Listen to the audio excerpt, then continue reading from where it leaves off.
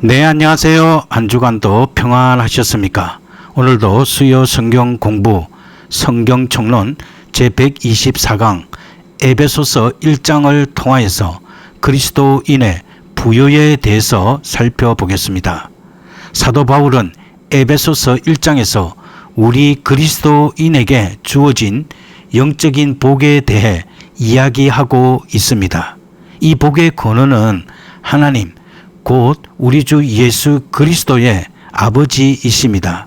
복의 영역은 성자 하나님 곧 예수 그리스도 안에 있습니다. 하나님이 우리에게 복을 주시는 이유는 우리가 그리스도 안에서 하나님과 하나 되었기 때문입니다. 그리고 이 복은 단순히 물질적인 것이 아니라 본질적으로 영적인 복입니다. 첫 번째로 에베소서 1장 4절에서 6절 말씀을 통하여서 하나님께서 선택하신 선택의 복에 대해서 살펴보겠습니다. 바울은 창세전, 즉 영원히 시작되기 전부터 하나님께서 어떤 일을 계획하고 계시다고 말합니다. 그것은 바로 우리 모두를 향한 하나님의 선택입니다. 하나님께서는 아직 태어나지도 않은 우리를 아직 십자가 사역도 이루어지지 않았을 때 그리스도를 통해 당신의 자녀로 삼기로 작정하셨습니다. 이 선택은 우리의 공로나 어떤 행위 때문이 아니라 전적으로 하나님의 값 없는 은혜로 이루어진 일입니다. 왜냐하면 하나님이 우리를 택하셨을 때 우리는 사실 거룩하지도 않고 책망받을 존재였기 때문입니다. 그러면 이런 의문이 생깁니다. 그렇다면 하나님은 내 의지와 무관하게 나를 선택하신 것일까? 그리고 이미 선택받았다면 죄를 지어도 괜찮은 것입니까? 왜 하나님은 죄 많은 나를 택하셨습니까? 우리는 먼저 하나님의 계시와 성결의 동기에 대해서 살펴보겠습니다. 하나님께서는 수많은 민족들 중에서 이스라엘을 택하셨고 오늘날에는 유대인과 이방인을 아우르는 공동체를 세우셔서 우리를 거룩하고 흠 없는 자녀로 부르셨습니다. 그러므로 선택이라는 개념은 인간이 만들어낸 사상이 아니라 하나님께서 계시하신 진리로 받아들여야 합니다. 이 교리는 우리에게 큰 위로와 확신을 줍니다. 왜냐하면 우리를 선택하시고 부르신 분이 끝까지 우리를 지키시겠다고 약속하셨기 때문입니다. 그러나 이 선택은 죄를 정당화하는 면허증이 아닙니다. 오히려 거룩한 삶, 흠 없는 삶을 위한 부르심입니다. 그리고 이어서 겸손한 삶에 대해서 살펴보겠습니다. 하나님의 선택을 깨달은 사람은 교만할 수 없습니다. 왜냐하면 그 선택이 나의 자격이나 외모, 능력 때문이 아니라 전적으로 하나님의 사랑에서 비롯된 것이기 때문입니다. 삶 속에 해결되지 않은 문제가 여전히 있다 하더라도 우리는 날마다 하나님의 선택에 감사하며 거룩한 삶을 살아야 합니다. 이제 두 번째로 에베소서 1장 7절에서 10절 말씀을 통하여서 만유의 통일에 대해서 살펴보겠습니다. 하나님의 선택은 단지 구원으로 끝나는 것이 아니라 양자됨으로 이어지는 계획의 전초전이었습니다. 하나님은 우리를 양자 삼아 친자식과 같은 권리를 부여하셨습니다. 이어서 양자의 의무와 통일에 대해서 살펴보겠습니다. 우리가 누리는 구속, 곧 죄 사함은 현세에서 누리는 양자됨의 특권이자 증거입니다. 하지만 양자가 되었다는 것은 특권만이 아니라 의무도 따른다는 뜻입니다. 하나님은 우리를 더 선하게 하기 위해 때로는 훈련하시고 징계하시며 당신의 거룩함을 담게 하십니다. 하나님의 자녀로 살아가면서 그분의 뜻을 따르지 않는다면 우리는 자녀의 특권을 누릴 수 없습니다. 그래서 바울은 하나님 앞에서 늘 하나님을 인식하며 살아가라고 권면하고 있습니다. 또한 하나님께서는 양자된 우리에게 그 뜻의 비밀을 알려주셨습니다. 그 비밀은 율법의 행위나 로마 시민권이 아닌 예수 그리스도 안에서 새롭게 태어난 공동체입니다. 거기에서는 유대인이나 이방인 모두가 한 가족이며 하나님의 백성입니다. 장차 하나님의 계획이 완성될 때 모든 만물이 그리스도 아래서 하나로 통일될 것입니다. 이 통일은 단지 구원받은 사람들만 포함하는 것이 아닙니다. 로마서 8장에서 바울이 말한 것처럼 창조 세계 자체도 이 회복과 갱신을 기다리고 있기 때문입니다. 이 통일은 온 우주가 조화를 이루며 불일치 없는 완전한 연합을 이루는 상태를 말합니다. 이어서 영혼 속에 우리를 살펴보겠습니다. 하나님의 이 놀라운 계획은 시간이 아닌 영혼 속에서 세워진 것입니다. 그런데 우리는 때때로 아주 사소한 일에 얽매여 이기적인 판단을 내리고 하나님을 원망하기도 합니다. 하지만 우리는 지금 이 영원한 하나님의 계획 안에서 우리의 신분이 무엇인지 그리고 어떤 의무가 있는지를 다시금 돌아보아야 합니다. 이제 세 번째로 에베소서 1장 15절에서 23절 말씀을 통하여서 지식의 기도에 대해서 살펴보겠습니다.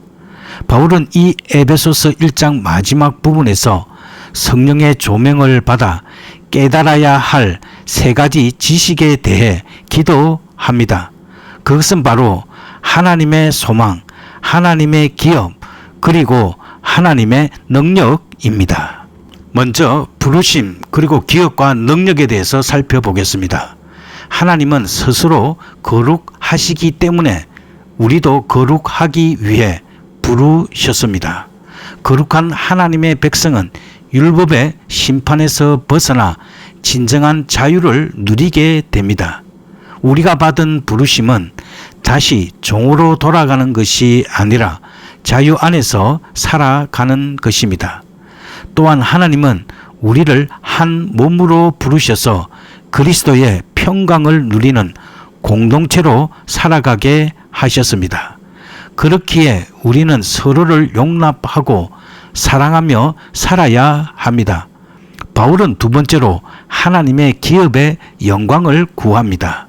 하나님의 부르심은 신앙생활의 시작을 의미하고 하나님의 기업은 우리의 인생이 끝날 때 받을 영원한 축복을 뜻합니다. 이처럼 기업은 성령께서 보증하신 것이며 결코 썩지 않고 쇠하지 않을 것입니다. 그리고 이 부르심과 기업 사이에 작용하는 것이 바로 하나님의 능력입니다. 이 능력의 위대함은 예수 그리스도의 부활과 성천을 통해 이미 나타났으며 지금도 우리 가운데 역사하고 있습니다. 이어서 계속해서 지적인 신앙에 대해서 살펴보겠습니다.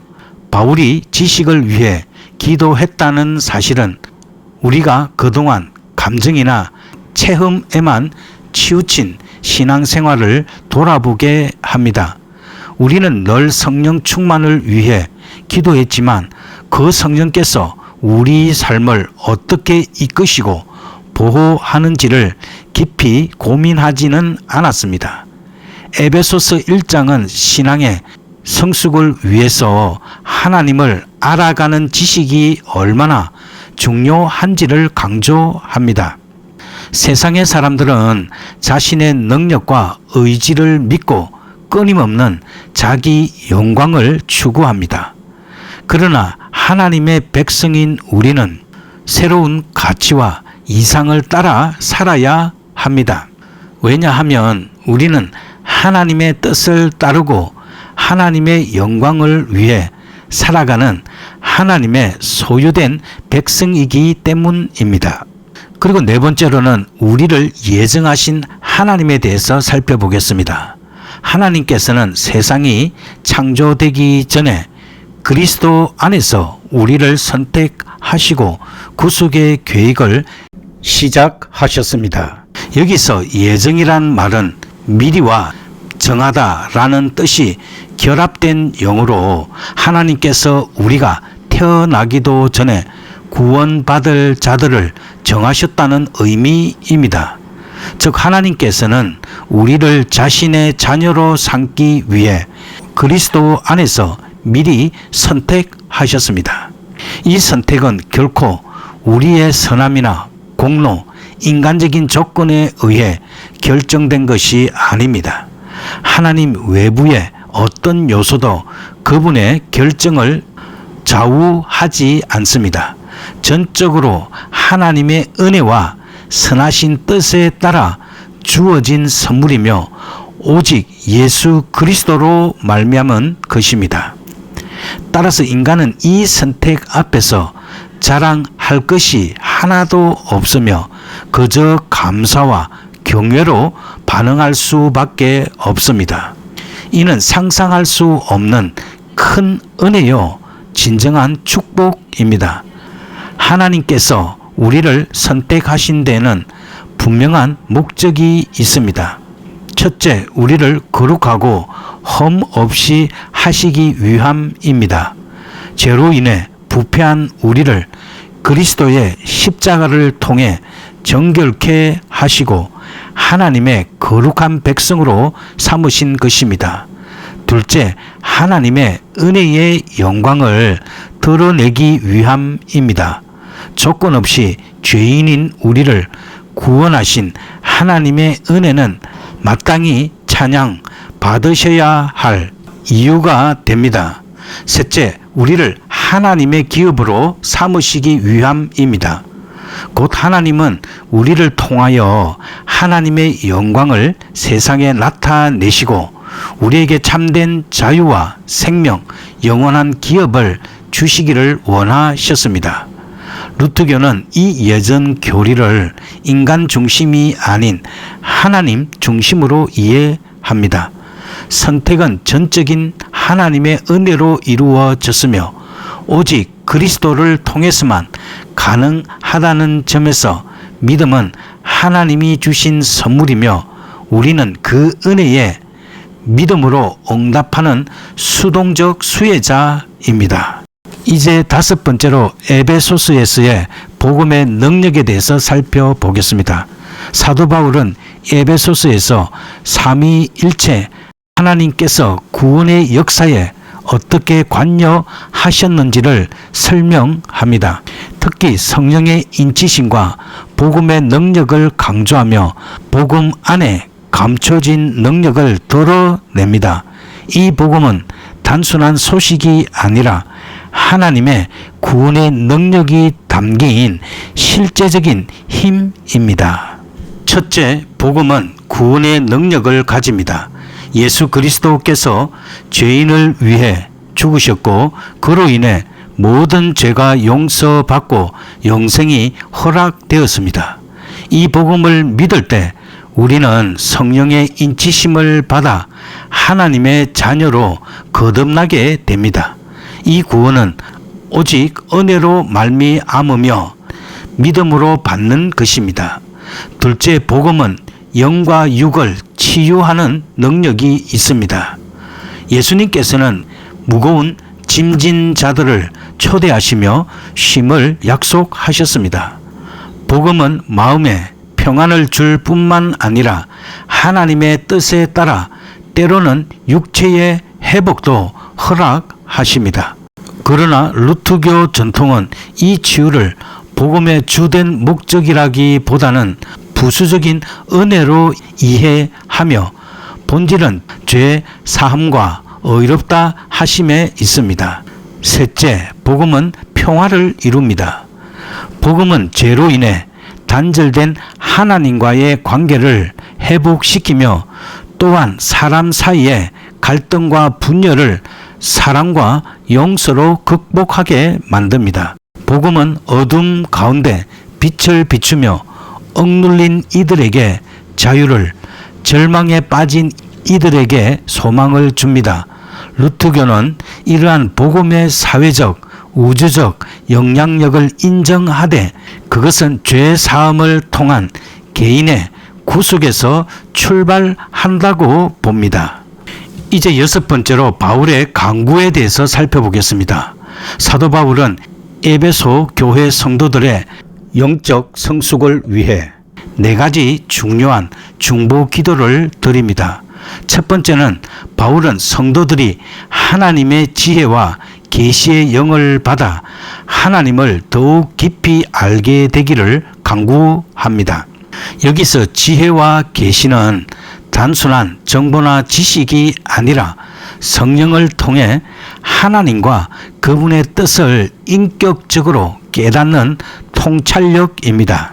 루터교는 이 깨달음이 성경 말씀을 통해 성령 안에서 이루어진다고 강조합니다. 둘째, 그는 성도들이 하나님의 부르심의 소망이 무엇인지를 알게 되기를 원합니다.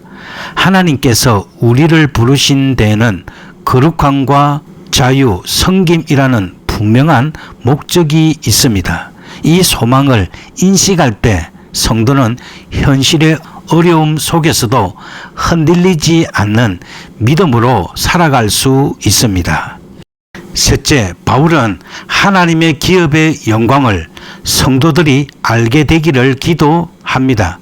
하나님의 기업이란 장차 우리에게 주어질 천국의 유업이며 이것은 성령께서 보증하시고 그리스도 안에서 유산으로 확정된 것입니다. 그 기업을 사모할 때 우리는 이 세상에서 자기를 부인하며 더욱 신실하게 살 수 있습니다. 넷째, 바울은 성도들이 하나님의 크신 능력을 알게 되기를 기도합니다. 이 능력은 그리스도를 죽음에서 일으키시고 하늘 보좌에 앉히신 능력이며 지금도 교회와 성도들 안에서 역사하시는 실제적 힘입니다. 이 능력은 우리가 마귀와 죄, 죽음을 이길 수 있도록 하며 끝까지 믿음을 지킬 수 있도록 붙드시는 하나님의 손입니다. 루터교는 이러한 기도를 통해 신자의 삶이 단지 윤리적 개선이 아니라 하나님과의 올바른 관계 회복과 그 안에서 누리는 은혜의 삶이라는 점을 강조합니다. 신앙은 지적 동의나 감정적 체험만이 아니라 말씀과 성령 안에서 자라나는 하나님을 아는 지식을 포함한 전인적 반응이어야 합니다. 이제 기도하도록 하겠습니다. 사랑의 하나님 아버지, 만세 전부터 우리를 택하시고 그리스도 안에서 하늘의 신령한 복을 주심에 감사드립니다. 예수 그리스도를 통해 우리를 구속하시고 교회로 부르셔서 그 몸된 지체로 삼아 주심을 찬양합니다. 하나 되게 하시고 성령으로 인치셔서 장차올 영광의 기업을 소망하게 하시니 감사드립니다. 이제 저희가 주 안에서 그 사랑을 깊이 깨달아 세상 속에서도 그리스도의 몸된 교회로 살아가게 하여 주시옵소서. 지혜와 계시의 영을 주셔서 하나님의 부르심의 소망과 기업의 영광을 바라보게 하시고 우리를 향한 능력의 위대하심을 더욱 믿게 하여 주시옵소서. 우리 주 예수 그리스도의 이름으로 기도드립니다. 아멘.